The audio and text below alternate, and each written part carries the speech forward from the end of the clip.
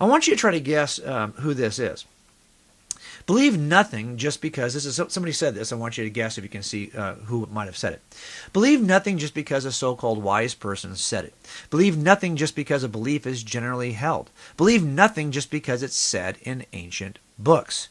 Believe nothing just because it's said to be of divine origin. Believe nothing just because someone else believes it. Believe only what you yourself test and judge to be true.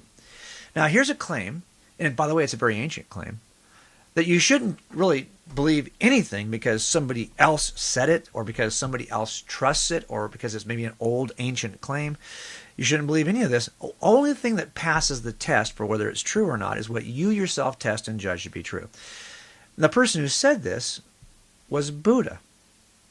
Now, do you see a problem with the statement in general?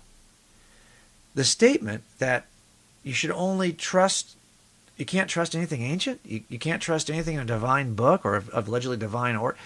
Where do you think we would find this statement of Buddha? It's an ancient statement accepted by lots of people from antiquity, from divine origin of Buddha, or the nature of Buddha being somehow better than anybody else.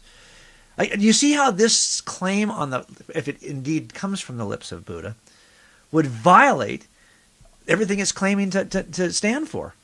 If you can't trust anything ancient or written in some book or a belief held by lots of people, well, then you shouldn't trust this statement from Buddha.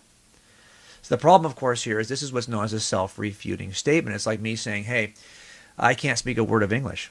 In order to speak that statement to you, I have to demonstrate the false nature of my claim. And in order for Buddha to make a claim like this, especially for us, for a Buddhist, let's say, to make a claim that Buddha said this, thousands of years later, it has to violate its own principles in order to stand on its own 2 feet.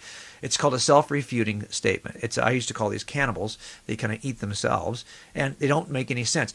And the claim that there is no objective truth is a similarly self-refuting statement.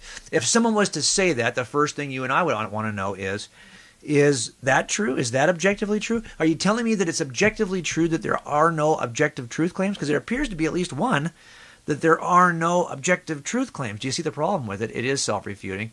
It makes no sense.